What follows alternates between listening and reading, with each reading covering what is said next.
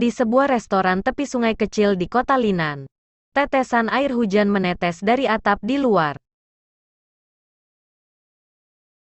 Di 8 meja abadi di rumah, seorang wanita muda yang berusia sekitar 17 hingga 18 tahun mengepalkan selembar kertas di tangannya dengan erat. Ada dua kata mencolok di kertas itu, kertas cerai. Mata Kiao Airi yang biasanya cerah telah kehilangan kilaunya dan saat ini dipenuhi dengan kebencian. Dia tidak bisa menahan untuk menggertakkan giginya. Beraninya dia, pelayan di sisinya berkata dengan marah. Nona, bagaimana dia bisa melakukan ini padamu? Jika Anda tidak menyelamatkannya dari sungai saat itu, dia akan kehilangan nyawanya. Meskipun dia kehilangan ingatannya, kamu masih membawanya dan bahkan menikahinya. Tetapi begitu dia pulih ingatannya, dia ingin menceraikanmu. Bastard semacam ini harus dicincang dan dimakan sebagai roti daging manusia? Oh, Nuomi, apa yang kamu bicarakan? Jika orang lain mendengar apa yang Anda katakan, mereka mungkin berpikir Myriad Taste kami menjual roti daging manusia. Tapi suami Nona memang keterlaluan. Dia bahkan membawa tuan muda pergi. Kiao Airi menggigit bibir bawahnya dalam diam. 3 tahun lalu, kedua orang tuanya sakit parah dan dalam kondisi kritis. Saat itu, paman dan bibinya ingin merebut restoran keluarga mereka, Myriad Taste. Dia berpakaian mewah tetapi telah kehilangan ingatannya. Melihat ini, orang tuanya menipu dia bahwa dia adalah calon menantu mereka. Mereka membuatnya menikahi Kiao Airi untuk membuat paman dan bibi Kiao Airi membatalkan rencana untuk merebut restoran mereka.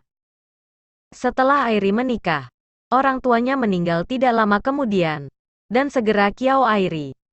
Setelah itu, dia melahirkan seorang putra dan hidup bahagia bersama suaminya. Namun, beberapa bulan yang lalu, suaminya tiba-tiba pulih ingatannya. Dia segera memberitahu Kiao Airi bahwa dia dilahirkan dalam keluarga bangsawan di ibu kota, dan bahwa jika dia ingin menikahi Kiao Airi sebagai istrinya, dia harus terlebih dahulu membuat beberapa persiapan. Setelah itu dikatakan, suaminya membawa putra mereka kembali ke Chang'an terlebih dahulu. Dia menunggu selama 2 bulan yang panjang, dari festival Lentera ke festival Qingming. Namun, setelah menunggu selama 2 bulan, yang akhirnya dia dapatkan bukanlah surat lamaran dan maharnya melainkan surat cerai yang dikirim dari kota Chang'an. Utusan itu bahkan tidak memasukkan kertas cerai ke dalam amplop, yang memungkinkan banyak orang untuk melihatnya di sepanjang jalan. Tidak diragukan lagi, tidak akan lama sebelum berita perceraiannya menyebar ke seluruh kota Linan. Dan dia, nyonya rumah muda dari Myriad Taste, pasti akan menjadi bahan tertawaan kota Linan. Kiao Airi, keluar. Sekarang mantan suamimu telah pergi dengan anakmu dan memberimu surat cerai. Kamu, sebagai seorang wanita, tidak memenuhi syarat untuk mewarisi restoran keluarga Kiao kami ini. Keluarlah, dan serahkan Myriad Taste kepada kami. Mengapa? Ayah saya diusir dari keluarga Kiao. Tidak berdaya dan tidak punya uang ketika dia masih muda. Untungnya, dia mengikuti tuannya untuk pergi ke kota Chang'an dan bekerja sebagai juru masak untuk Tuan Besar An Yuan dan keluarganya. Dia menikahi ibuku dan mendapatkan uang sebelum dia kembali ke kampung halamannya dan membuka restoran ini. Myriad Taste adalah buah dari kerja keras seumur hidup orang tua saya. Jadi apa hubungannya dengan keluarga Kiao Anda? Kiao Airi berjalan keluar dari restoran sambil memegang payung. Sebelum ayahnya meninggal, dia mengatakan kepadanya bahwa bahkan jika dia menjual Myriad Taste, dia tidak akan pernah bisa memberikannya kepada keluarga Kiao. Ayahnya terpaksa meninggalkan kampung halamannya untuk mencari nafkah ketika dia baru berusia 10 tahun. Untungnya, dia dibawa oleh Tuan Besar An Yuan sebelum dia akhirnya menikmati kehidupan yang baik. Bagaimanapun, nama keluarga ayahmu adalah Kiao. Selain itu, Anda tidak punya anak sekarang, bukan? Suami Anda telah melarikan diri dengan anak Anda. Jika Anda tidak ingin ada masalah, cepat serahkan restorannya kepada kami. Ya dewa, kami semua adalah paman dan bibimu. Anda harus menunjukkan rasa hormat kepada orang yang lebih tua. Tidak peduli apakah Anda setuju atau tidak. Myriad Taste tidak akan menjadi milik Anda. Seorang janda cerai tanpa anak. Lusinan orang di bawah semuanya berteriak tanpa malu-malu. Qiao Airi mengepalkan tangannya. Dia benar-benar penuh kebencian. Bahkan jika dia ingin meninggalkannya, mengapa dia harus memberitahu semua orang bahwa dia telah menceraikannya? Dia melihat restoran di belakangnya. Kau ingin restoran ini? Langkahi dulu mayatku. Di tengah hujan berkabut, mata Qiao Airi terlihat tegas. Salah satu pamannya berkata, ini adalah milik keluarga Qiao. Sebagai seorang wanita, apakah Anda pantas untuk mewarisinya? Apalagi, keluarga Qiao tidak pernah memelihara wanita yang diceraikan. Pembantu Nuomi berkata dengan marah. Sudah menjadi rahasia umum bahwa putra prefek adalah orang yang gemuk dan tidak ada yang tahu berapa banyak gadis yang telah dia hancurkan. Bagaimana kamu bisa memaksa Nona untuk menikahi pria seperti itu sebagai selir? Bibi kedua dari keluarga Qiao yang berpakaian lusuh memamerkan gigi kuningnya. Dia putra prefek, dan Qiao Airi adalah wanita yang bercerai. Merupakan berkah baginya untuk menikahi putra prefek sebagai selir. Tepatnya, suaminya telah menelantarkannya. Tetapi dia masih bisa menikah dengan putra seorang pejabat pemerintah. Betapa beruntungnya dia.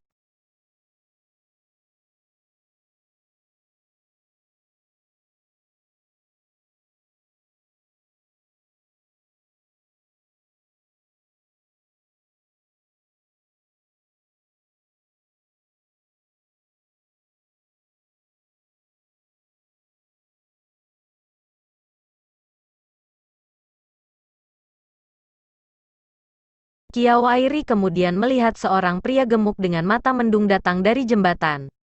Pria ini adalah putra Prefek Linan. Prefek Linan adalah pejabat yang baik. Tetapi putranya adalah seorang pesolek. Meskipun dia bejat, dia telah membanyak wanita. Hari ini, kita harus memasukkan Qiao Airi ke kursi sedan. Putra Prefek telah memberikan banyak mas kawin. Namun, mereka kalah jumlah. Untuk pertama kalinya, Qiao Airi merasa sangat putus asa sehingga dia mengeluarkan korek api dengan terburu-buru. Jangan datang. Jika ada yang datang, aku akan membakar Myriad Taste hari ini. Ayo mati bersama. Namun, bahkan dewa tidak membantunya. Karena hujan gerimis semakin deras. Seorang pria parubaya dari keluarga Qiao berkata dengan penuh kemenangan. Dengan hujan yang begitu deras, saya khawatir api tidak akan bisa menyebar. Pemantik api di tangan Qiao Airi jatuh ke tanah. Dan tepat ketika dia ditahan oleh para wanita keluarga Qiao, dia mendengar langkah kaki kuda di dekatnya. Gemerincing, gemerincing. Qiao Airi mendengarkan. Bertanya-tanya apakah suaminya akan kembali. Namun, sebuah kereta tiba-tiba berhenti. Dari mana seorang pelayan tua keluar. Pada pandangan pertama Qiao Airi, pelayan tua itu langsung menangis dan berkata, Nona, Nona, maafkan saya.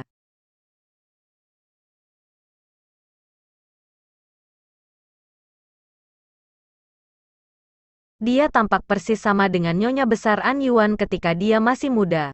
Meskipun dia lebih cantik dari ibunya. Pelayan tua itu tahu bahwa wanita desa yang lusuh ini menyimpan niat jahat. Apakah kamu pikir dia adalah seseorang yang bisa kamu hina sesuka hati? Qiao Airi bingung mendengar kata-kata pelayan tua itu.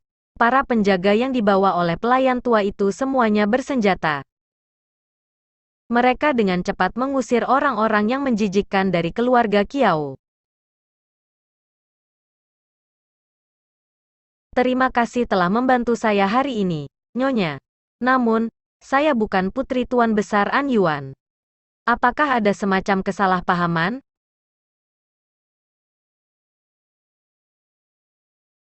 Dalam situasi seperti itu, Dia harus bersembunyi dan melahirkanmu di jalan.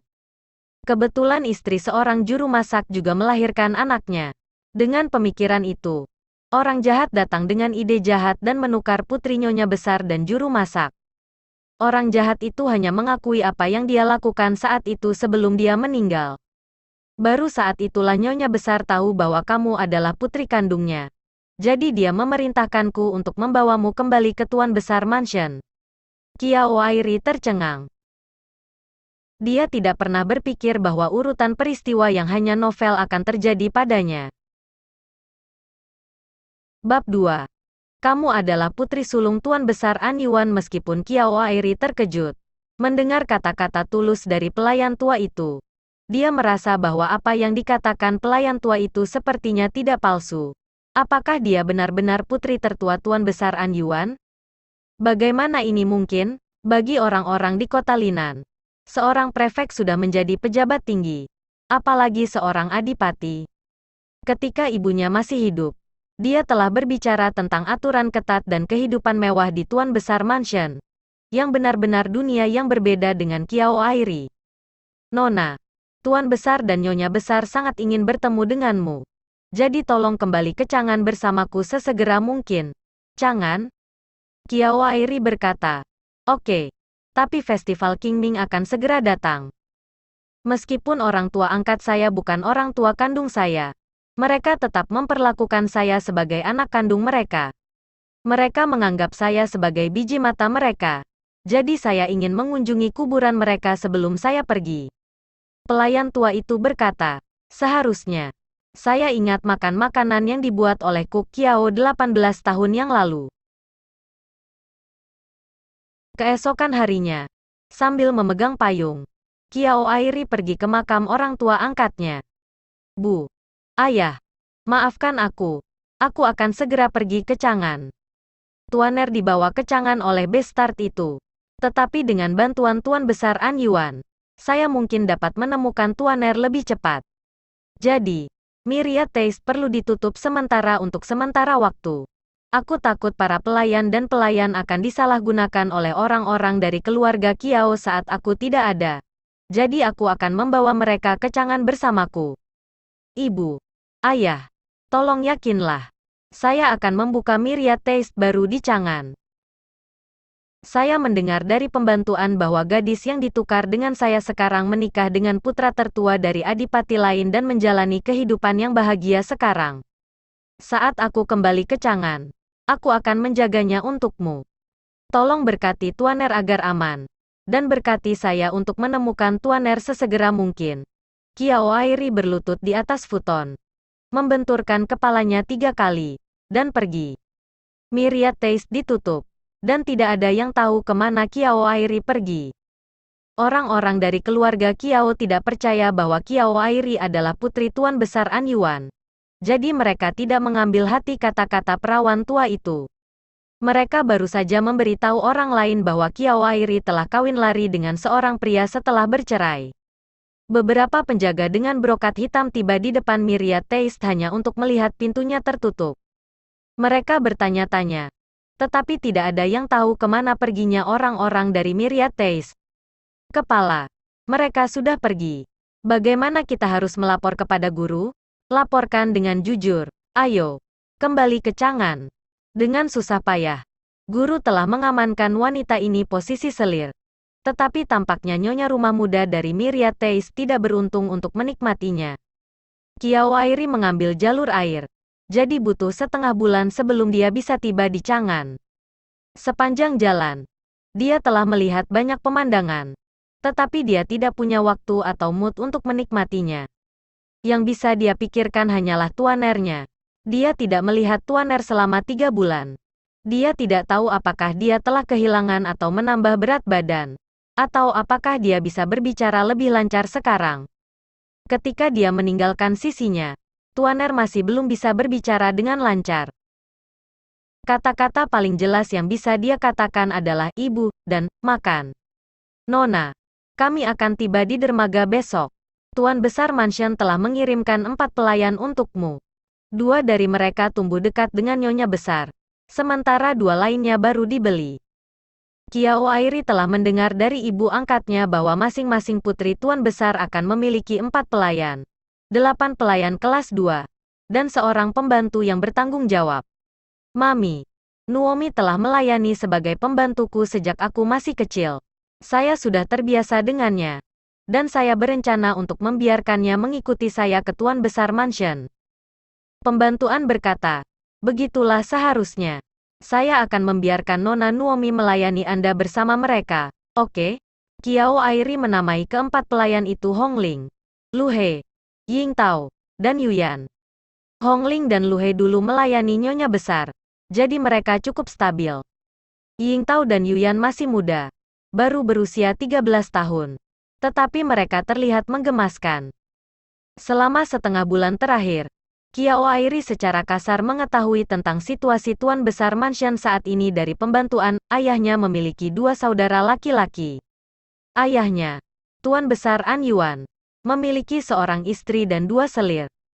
Salah satu selir meninggal secara tiba-tiba selama tahun baru Imlek terakhir. Dialah yang menukarnya dengan putri juru masak. Tuan Besar memiliki 3 putri dan 2 putra. Putri tertua, Kiao Jingqi, adalah gadis yang ditukar dengan Kiao Airi, dan sekarang menjadi menantu dari bangsawan lain.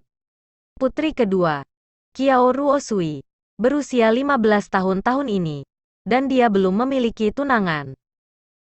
Kiao Ruoi, yang lahir dari seorang selir, berusia 14 tahun, dan dia sangat terkenal di Chang'an karena bakatnya. Kedua putranya sama-sama dilahirkan oleh Nyonya Besar.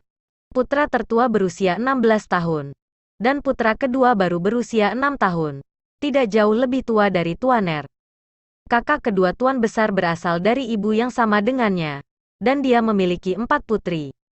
Di sisi lain, saudara laki-laki ketiga Tuan Besar berasal dari ibu lain, dan dia memiliki 3 putra. Ini adalah tuan dari Tuan Besar Mansion. Pembantuan berkata, jangan khawatir, Nona. Nyonya Besar telah memimpin Tuan Besar Mansion selama 18 tahun. Anda adalah putri kandungnya. Jadi tidak ada seorang pun di Tuan Besar Mansion yang berani tidak menghormati Anda. Kiao Airi tidak takut tidak dihargai. Yang dia khawatirkan adalah bagaimana meminta Tuan Besar dan Nyonya Besar untuk menemukan Tuan Er untuknya. Keesokan harinya, Kiao Airi naik kereta ke jalan pusat kota Chang'an. Dia mengira Linan adalah tanah yang sangat makmur untuk ikan dan beras. Tetapi dia tidak berharap Chang'an menjadi lebih makmur. Kaisar telah bekerja sangat keras untuk membuat negara ini makmur. Jadi sekarang Chang'an berkembang pesat. Kiao Airi menurunkan tirai. Ternyata Chang'an begitu lincah. Kereta berlanjut selama 2/4 jam sebelum berhenti di sebuah rumah megah. Rumah besar ini menempati tanah yang sangat luas. Dan gerbangnya sangat lebar sehingga Kiao Airi bahkan tidak bisa membayangkan gerbang seluas itu ada. Kereta memasuki Tuan Besar Mansion melalui pintu samping. Setelah Kiao Airi turun dari kereta, dia melihat koridor yang berkelok-kelok. Mengikuti pembantuan ke halaman, dia berjalan melewati gerbang bulan dan melihat seorang wanita duduk di depan aula. Wanita itu mengenakan gaun sutra mewah, dan rambutnya disanggul tinggi dan elegan. Auranya mengingatkan Kiao Airi pada bunga peoni yang bermekaran di kedua sisi jalan saat dia datang ke sini. Saat Kiao Airi mendekat, dia melihat wajah wanita itu dengan jelas. Baru saat itulah dia tahu mengapa pembantuan begitu yakin akan identitasnya. Itu karena wanita ini terlihat sangat mirip dengannya. Sang Nyonya Besar berdiri dengan penuh semangat dan dengan cepat berjalan menuju Kiao Airi. Jika bukan karena mempertahankan sikap anggunnya, dia mungkin sudah berlari ke arahnya. Dia berjalan ke Kiao Airi dengan air mata di matanya. Anakku, bayi perempuanku, maafkan aku. Karena kelalaian saya, Anda menderita selama 18 tahun. Mungkin karena garis keturunannya, atau mungkin karena Kiao Airi memikirkan anaknya sendiri. Dia tidak bisa membantu tetapi memeluk wanita bangsawan di depannya dengan erat. Ada aroma samar pada dirinya, yang sangat harum. Ibu, mendengarnya. Nyonya Besar menangis lebih getir. Anakku, aku pasti akan menebusnya untukmu. Aku tidak akan pernah membiarkanmu menderita lagi. Kiao Airi berlutut di tanah dan berkata, Ibu, sejujurnya, Orang tua angkat saya telah memperlakukan saya dengan sangat baik selama 18 tahun terakhir. Saya juga menjalani kehidupan yang berkecukupan di Linan. Orang tua angkat saya mengajari saya membaca dan menulis. Jadi saya tidak menderita sama sekali. Tapi mereka meninggal 3 tahun lalu. Dan diganggu oleh orang-orang dari keluarga Kiao. Saya harus menikah dengan suami matri lokal. Namun, pria itu tidak setia. Dia menceraikan saya dan membawa anak saya ke Chang'an. Ibu, tolong bantu saya menemukan anak saya. Dia baru berumur 2 tahun, ketika Nyonya Besar mendengar kata-kata Kiao Airi.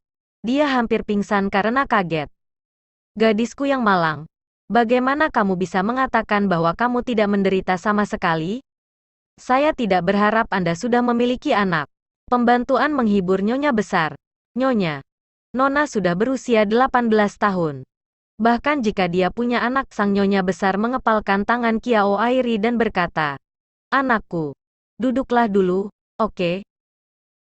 Jangan beritahu siapapun tentang pernikahan Anda sebelumnya. Aku akan meminta ayahmu untuk mencari tuanermu secara rahasia." Kiao Airi biasa mendengar dari ibu angkatnya bahwa para bangsawan sangat menghargai reputasi mereka. Karena itu, dia menjawab dengan patuh. "Oke, Bu, ada satu hal lagi. Orang tua angkat saya menjalankan sebuah restoran bernama Myriad Taste di Linan. Dan saya membawa beberapa staf restoran ke Chang'an bersama saya. Myriad Taste telah menghasilkan uang bagi saya selama ini. Jadi saya ingin membuka restoran di Chang'an untuk membantu menenangkan orang-orang ini." Bab 3. Upacara caping putra mahkota. Kiao Airi menatap Nyonya Besar. Takut dia tidak akan setuju. Keluarga bangsawan memiliki banyak aturan. Dan Nyonya Besar mungkin tidak membiarkannya keluar untuk menghasilkan uang. Saya punya cukup uang untuk membuka toko. Anggota keluarga Kiao mendambakan Myriad Taste dengan rakus karena Myriad Taste baik-baik saja secara finansial. Selama bertahun-tahun, Kiao Airi telah menghasilkan banyak uang dan membeli banyak toko di Linan untuk disewakan. Sebenarnya, dia tidak kekurangan uang. Sang Nyonya Besar secara pribadi membawa Kiao Airi ke halaman yang disiapkan untuknya, yang berada tepat di samping halaman Nyonya Besar, Ningxin Garden. Halaman baru ini belum diberi nama. "Airi, beri nama halaman ini sesukamu." Kiao Airi berpikir sejenak sebelum berkata, "Bagaimana dengan Taman Jin?" Sang Nyonya Besar tersenyum dan berkata, "Nama yang bagus yang kamu pilih." Kiao Airi memasuki kamar kerja dan menemukan bahwa itu penuh dengan dekorasi yang berharga. "Terima kasih Ibu." Kiao Airi biasa mendengar dari ibu angkatnya bahwa para bangsawan sangat menghargai reputasi mereka. Karena itu, dia menjawab dengan patuh. "Oke, Bu, ada satu hal lagi. Orang tua angkat saya menjalankan sebuah restoran bernama Myriad Taste di Linan. Dan saya membawa beberapa staf restoran ke Chang'an bersama saya. Myriad Taste telah menghasilkan uang bagi saya selama ini. Jadi saya ingin membuka restoran di Chang'an untuk membantu menenangkan orang-orang ini." Bab 3. Upacara caping putra mahkota. Kiao Airi menatap Nyonya Besar. Takut dia tidak akan setuju. Keluarga bangsawan memiliki banyak aturan. Dan Nyonya Besar mungkin tidak membiarkannya keluar untuk menghasilkan uang. Anehnya, Nyonya Besar hanya berkata, "Oke, oke. Tanyakan padaku apakah kamu butuh uang." Kiao Airi mengangguk. "Saya punya cukup uang untuk membuka toko." Anggota keluarga Kiao mendambakan mir. Sang Nyonya Besar berkata dengan air mata berlinang, "Semua hal ini tidak dapat menggantikan apapun. Aku hanya senang kamu menyukainya. Jika Anda butuh sesuatu, katakan saja pada Mami An.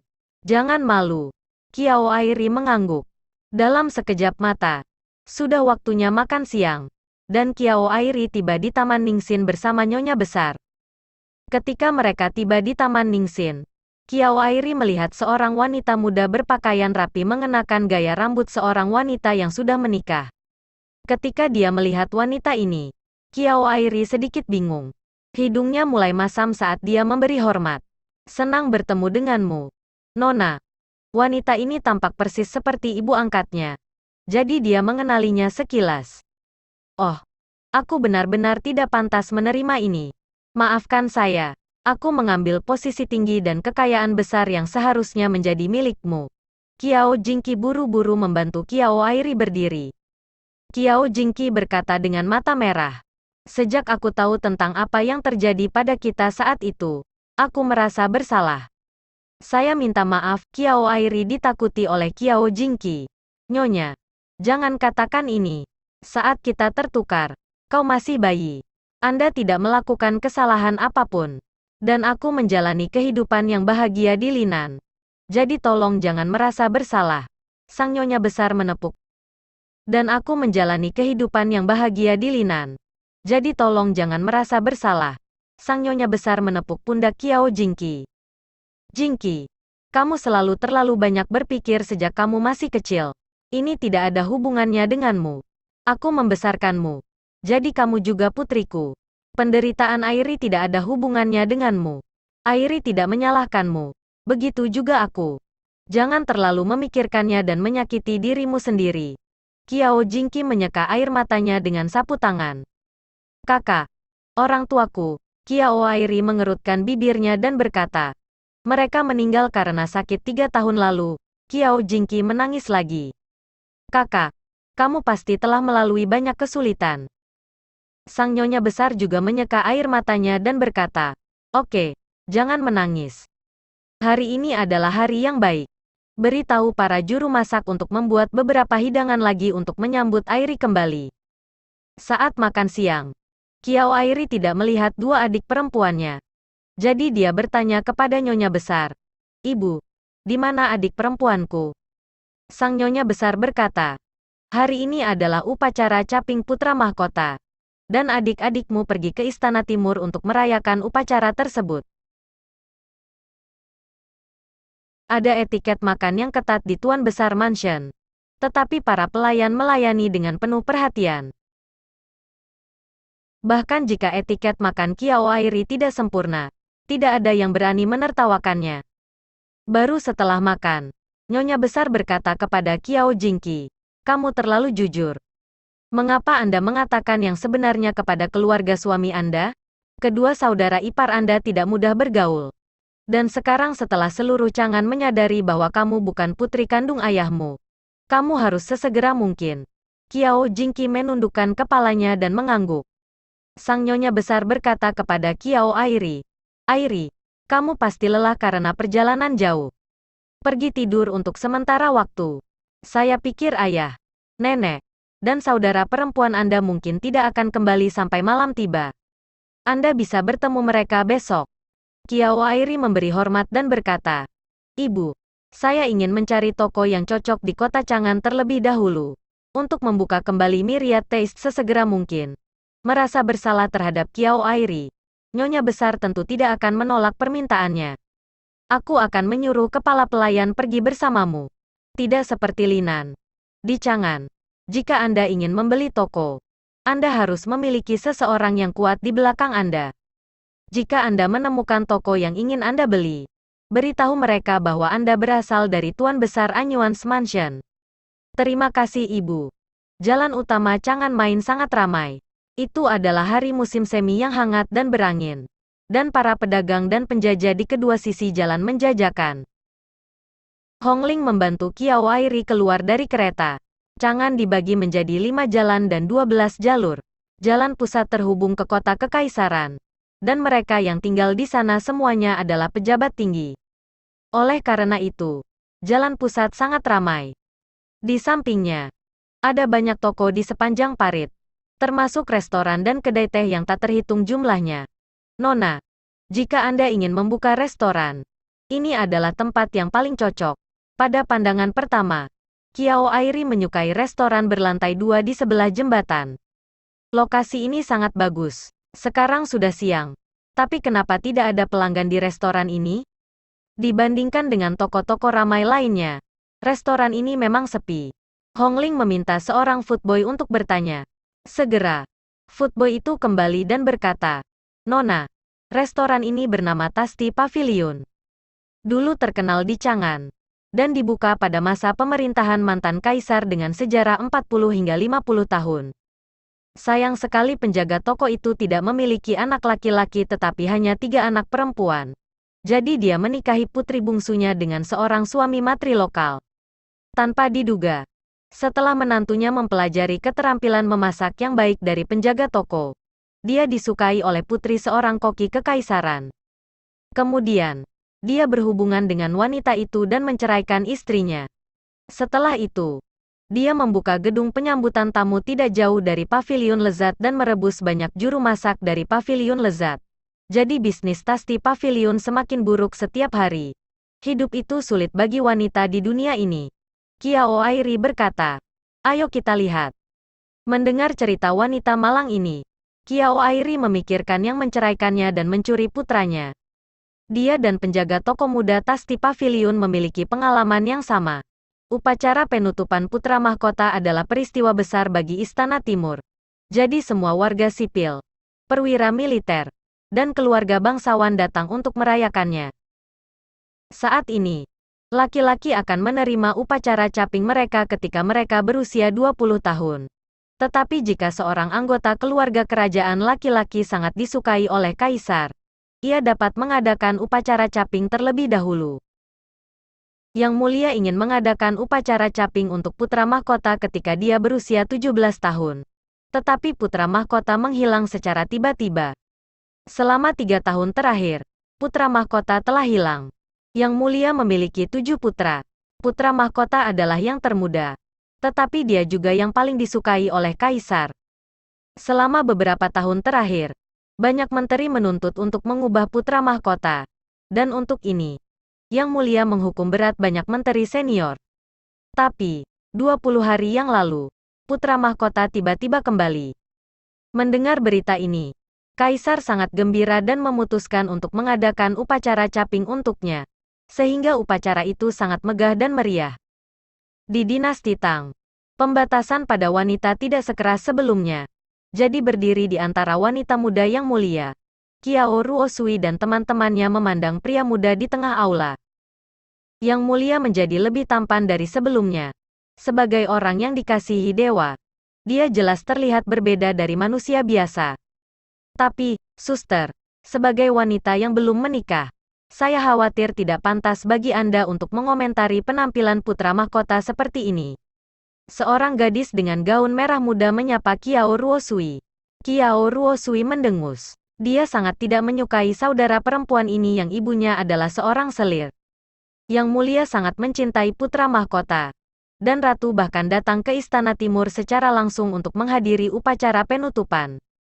Pada saat caping, hidung putra mahkota gatal, sehingga dia tidak bisa menahan diri untuk tidak bersin. Bersin itu tidak senonoh tetapi putra mahkota sangat tampan dan anggun sehingga Qiao Ruosui merasa bahwa dia sangat menawan bahkan ketika dia sedang bersin.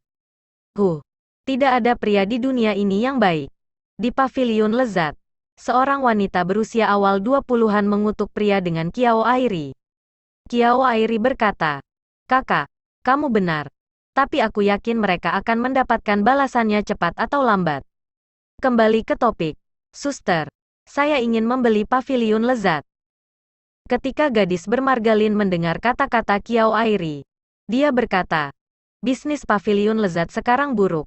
Tetapi bagaimanapun juga saya mewarisinya dari ayah saya." Jika Qiao Airi bisa memahami kekhawatirannya, jika seseorang memintanya untuk menjual Myriad Taste, dia juga akan menolak.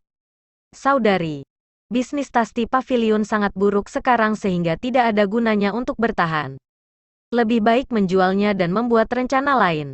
Nona Lin menghela nafas. Pertama, restoran ini adalah milik leluhur saya. Kedua, mantan suamiku memiliki Earl Cheng'en di belakangnya. Dan Earl Cheng'en adalah saudara Janda Ratu. Koki kekaisaran sangat dihargai oleh Janda Ratu. Jadi dia menikahi putri sulungnya dengan putra tertua Earl Cheng'en sebagai selirnya. Restoran terdekat yang tidak memiliki orang kuat di belakang mereka tidak cocok untuk gedung penyambutan tamu yang dijalankan oleh mantan suamiku. Qiao Airi berkata, "Saudari Lin, jangan khawatir. Saya tidak takut pada Earl Cheng'en." Bab 4. Yang Mulia. Anda salah orang. Qiao Airi bersimpati dengan Nona Lin. Jadi dia menyimpan semua staf Paviliun Lezat. mampu menahan godaan mantan suami Nona Lin. Orang-orang ini harus setia, dan dia tidak mengubah nama Paviliun Lezat. Bagaimanapun, itu adalah merek lama di Chang'an. Adapun Myriad Taste, dia bisa membukanya begitu dia mendapatkan pijakan di Chang'an. Setelah melalui semua prosedur transfer dengan Nona Lin melalui pemerintah, Qiao Airi menyerahkan catatannya senilai 50.000 tael perak. Tetapi Nona Lin menolak untuk mengambilnya. Ini terlalu banyak. Bukankah biaya transfernya hanya 30.000 tael perak? Bahkan ketika Tasti Pavilion berada dalam kondisi terbaiknya, itu hanya bernilai 50.000 tael perak. Qiao Airi berkata, Pavilion Lezat sepadan. Melihat tambahan 20.000 tael uang kertas perak, Nona Lin membungkuk pada Qiao Airi. Terima kasih. Setelah kembali ke Tasti Pavilion, Qiao Airi mengatur akomodasi untuk staf dari Myriad Taste dan memasang tanda bahwa restoran akan tutup selama beberapa hari. Qiao Airi duduk di atas meja dan berkata kepada para pelayan, Tasti Pavilion perlu diperbaharui. Jadi mari kita perbarui restoran dalam beberapa hari ke depan.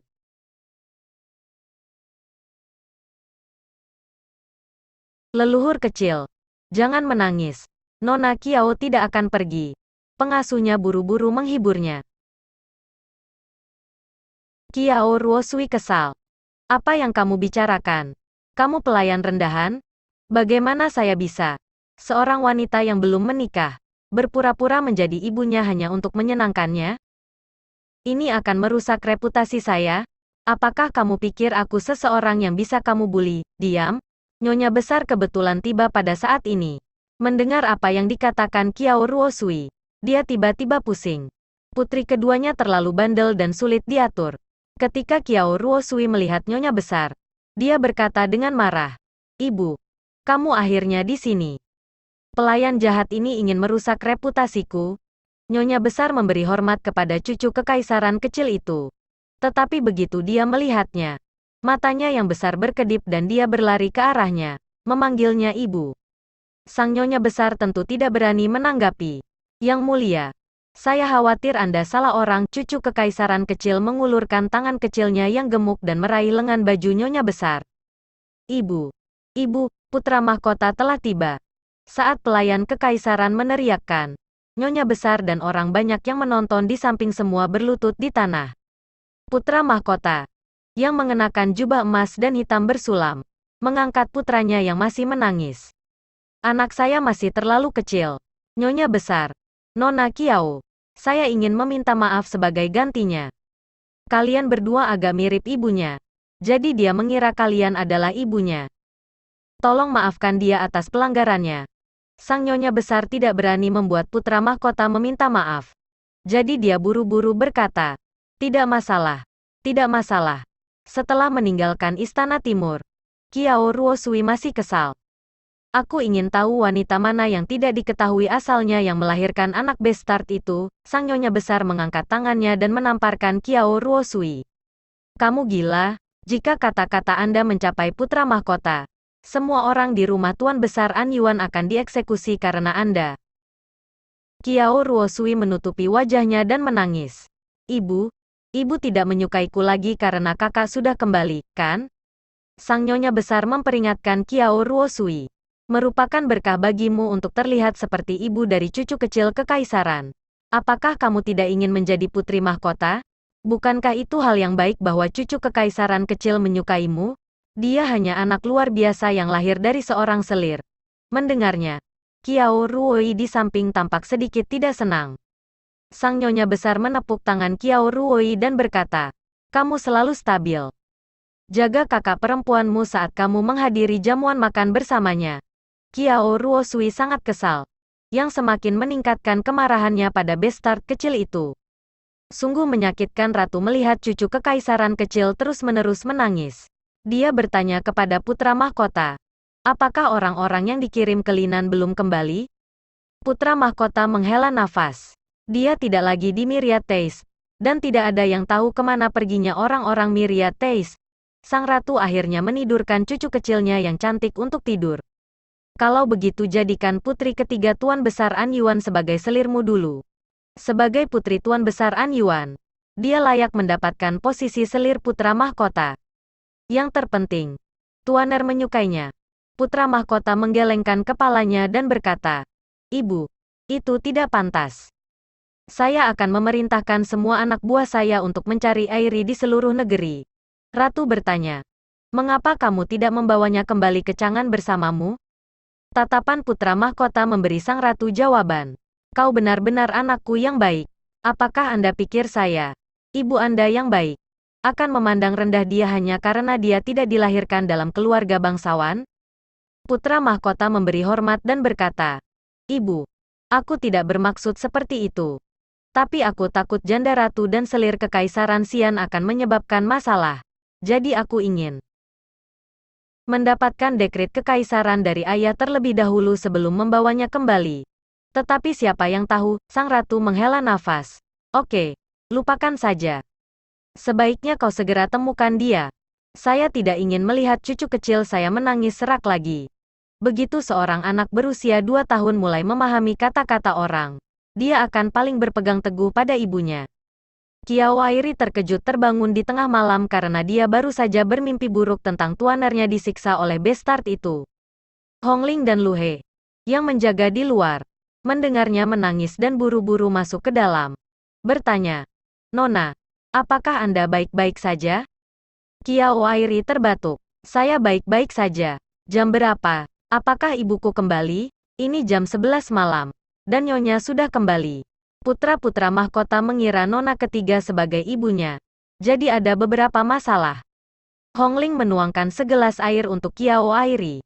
Qiao Airi menyesap air. Bahkan cucu kekaisaran kecil yang dimanjakan oleh begitu banyak orang sangat bergantung pada ibunya. Jadi bagaimana mungkin tuaner yang malang tidak merindukan ibunya? Qiao Airi telah mengambil keputusan. Begitu dia bertemu Adipati besok, dia akan berlutut dan memohon padanya untuk membantu menemukan tuaner.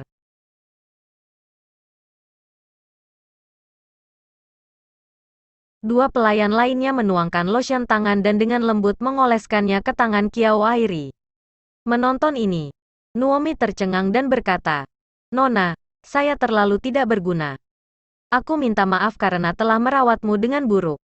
Qiao Airi tersenyum. "Saya suka tidur larut malam. Jadi saya tidak punya cukup waktu untuk ini. Bahkan jika kamu bisa melakukan semua ini, aku masih ingin menghemat waktu untuk tidur." Orang tua angkatnya meninggal 3 tahun lalu. Dan meskipun dia memiliki bastard yang membantunya, dia masih sangat sibuk. Bagaimanapun, Myriad Taste adalah restoran yang sangat terkenal di Cina Selatan.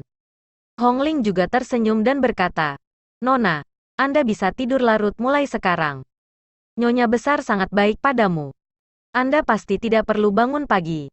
Setelah itu, dia menggulung rambut Qiao Airi menjadi sanggul ular yang indah, menyisipkan jepit rambut emas ke rambutnya, dan membantunya mengenakan gaun merah yang disulam dengan awan keberuntungan.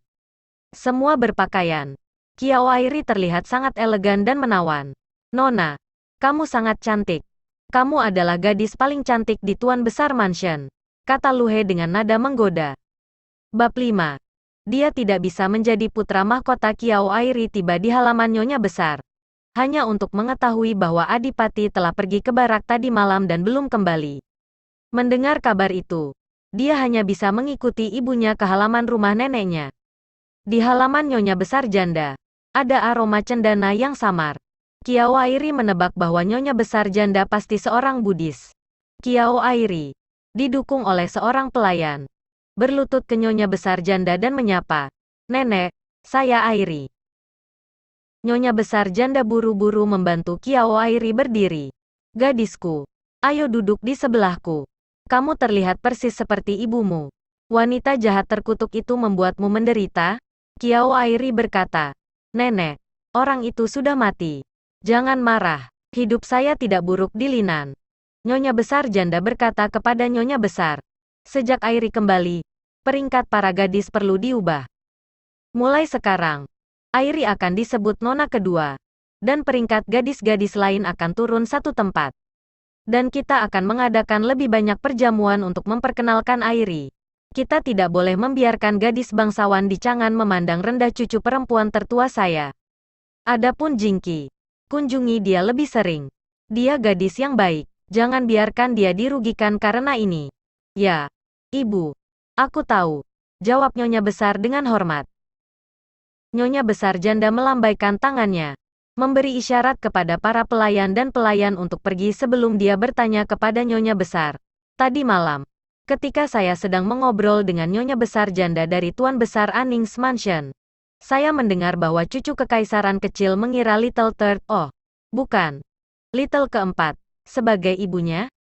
Aduh, dia hanya anak kecil yang tidak tahu apa-apa dan bahkan tidak bisa berbicara dengan jelas.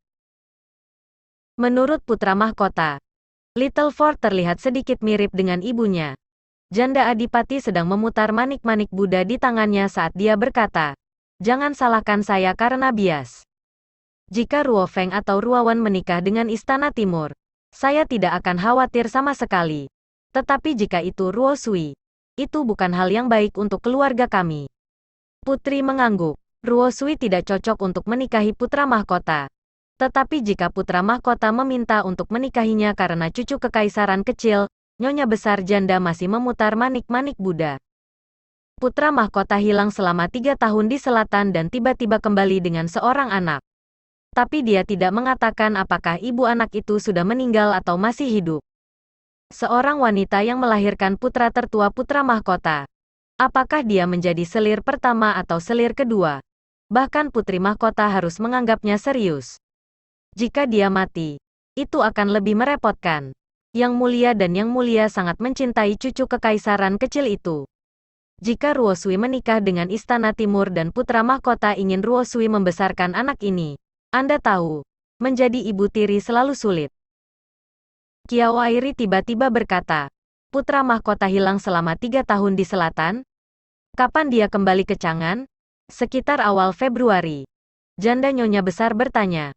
Ada apa? Kiao Airi menggelengkan kepalanya. Tidak ada apa-apa. Ini mungkin kebetulan. Bagaimana mungkin putra mahkota yang bermartabat setuju untuk menikah dengan keluarga pedagang? Namun, menghilang selama 3 tahun dan usia cucu kekaisaran kecil. Apakah itu benar-benar kebetulan? Kiao Airi merasa bahwa dia pasti sangat merindukan Tuan Er. Jadi dia datang dengan hayalan seperti itu. Janda Nyonya Besar merenung sejenak dan berkata, keluarga kami tidak perlu memiliki selir kekaisaran untuk menambah kemuliaan bagi keluarga kami. Pilih pria muda yang baik untuk Ruo Sui sesegera mungkin dan buat dia berhenti memikirkan untuk menikahi putra mahkota. Setelah itu, Nyonya Besar Janda mulai bertanya kepada Kiao Airi tentang kehidupannya di Linan. Kiao Airi tidak menyebutkan pernikahan sebelumnya dan putranya karena ibunya menyuruhnya untuk tidak memberitahu siapapun tentang hal itu. Dia hanya berbicara tentang betapa bahagianya hidupnya di Linan. Melihat bahwa Kiao Airi tidak memiliki keluhan sama sekali, Nyonya Besar Janda semakin menyukainya dan memberinya banyak perhiasan pribadi. Kiao Airi membungkuk dan menerima hadiahnya. Terima kasih atas kemurahan hati Anda. Nenek, sudah waktunya bagi Nyonya Besar Janda untuk melantunkan kitab suci Buddha. Jadi Kiao Airi pergi bersama Nyonya Besar. Kiao Airi dengan ragu bertanya kepada Nyonya Besar. Ibu, apakah cucu kekaisaran kecil itu terlihat seperti Yang Mulia? Ya, mereka sangat mirip, terutama mata Phoenix mereka, yang persis seperti mata ratu. Tidak heran Yang Mulia sangat mencintainya. Hati Kiao Airi bergetar. Tuan Er juga memiliki sepasang mata Phoenix, membuatnya sangat mirip dengan Bestard itu. Sang Nyonya Besar bertanya dengan lembut. Wajar jika anak-anak terlihat seperti orang tua mereka. Kenapa kamu menanyakan hal ini? Kiao Airi tersenyum dan menjawab. Saya hanya ingin tahu tentang penampilan putra mahkota. Kemarin, saya mendengar di jalan bahwa putra mahkota sangat disukai oleh Yang Mulia. Dan saya belum pernah melihat anggota keluarga kerajaan. Jadi saya sedikit penasaran. Kiao Airi sadar diri. Jadi dia tidak akan terlalu nakal untuk berfantasi bahwa dia adalah ibu dari cucu kekaisaran kecil. Bahkan dengan begitu banyak kebetulan, dia tidak berpikir itu mungkin. Bagaimanapun, dia adalah putra mahkota. Bagaimana mungkin dia bisa membuat putra mahkota menikah dengan keluarganya? Selain itu, Bestard yang tidak setia itu tidak akan pernah bisa menjadi putra mahkota. Sang Nyonya Besar menepuk tangan putrinya dan berkata, Yang Mulia bertemu dengan ratu tidak lama setelah dia naik tahta. Meskipun dia jauh lebih tua dari ratu, dia sangat menyayanginya. Haremnya hanya ada dalam nama selama 2 dekade terakhir. Jadi Anda bisa tahu betapa Yang Mulia menyukai putra mahkota. Qiao Airi berkata, Yang Mulia benar-benar suami yang baik. Sang nyonya besar mencibir. Itu benar untuk ratu. Tapi untuk selir kekaisaran lainnya, aku tahu aku mungkin akan terbunuh karena mengatakan ini. Tetapi istana kekaisaran bukanlah tempat yang baik untuk dikunjungi. Kakakmu terobsesi menjadi putri mahkota dan menolak mendengarkanku. Jangan khawatir, Ibu. Saat ini, banyak gadis tidak menikah sampai mereka berusia 17 atau 18 tahun. Semua temanku di Linan belum menikah. Jika bukan karena penyakit mendadak orang tua angkatnya, Qiao Airi tidak akan menikahi seseorang secepat ini. Saat ini, di Chang'an, gadis-gadis tidak akan ditertawakan bahkan jika mereka menikah pada usia 17 atau 18 tahun. Sang nyonya besar berkata, ini benar. Anda baru berusia 18 tahun sekarang. Saat ini, wanita tidak diperlakukan sekejam dulu. Banyak wanita bahkan bisa bercerai dan menikah lagi. Aku pasti akan menemukanmu suami yang baik. Qiao Airi sedikit terkejut. Ibu, aku hanya ingin Tuaner. Sang nyonya besar berkata, kita akan menemukan Tuaner. Tapi ayahnya benar-benar orang jahat. Bawa saja Tuaner kembali. Kami akan merawatnya dengan baik. Qiao Airi tidak pernah berpikir bahwa ibunya telah merencanakan masa depannya. Tapi dia tidak ingin jatuh cinta lagi. Bestar telah bersumpah bahwa dia akan mencintainya selamanya. Tetapi pada akhirnya, pernikahan mereka berakhir seperti ini. Qiao Airi mengikuti nyonya besar kembali ke halamannya dan melihat Qiao Ruosui dan Qiao Ruoi. Qiao Ruosui melihat ke atas dan ke bawah pada wanita di depannya yang mengenakan gaun musim semi tipis dengan sosok ramping dan wajah lebih cantik dari miliknya. Dia bersimpati padanya ketika dia mengetahui bahwa dia memiliki saudara perempuan yang dibesarkan oleh pelayan beberapa bulan yang lalu. Tetapi ketika dia mengetahui bahwa orang tuanya ingin menerimanya kembali, dia membuat ulah. Bagaimana mereka bisa membiarkan seorang gadis budak yang dibesarkan di pedesaan datang ke Chang'an? Kemarin, banyak gadis bangsawan memberi selamat padanya ironisnya bahwa dia akan memiliki satu saudara perempuan lagi. Qiao Ruosui berpikir bahwa dia akan melihat seorang wanita vulgar, berpakaian lusuh. Tetapi ternyata temperamennya sangat baik. Qiao Ruoi memimpin dalam memberi hormat. Ibu, apakah ini kakak sulung? Qiao Airi menyimpulkan dari penampilannya bahwa ini adalah nona kelima. Jadi dia memberi hormat kembali.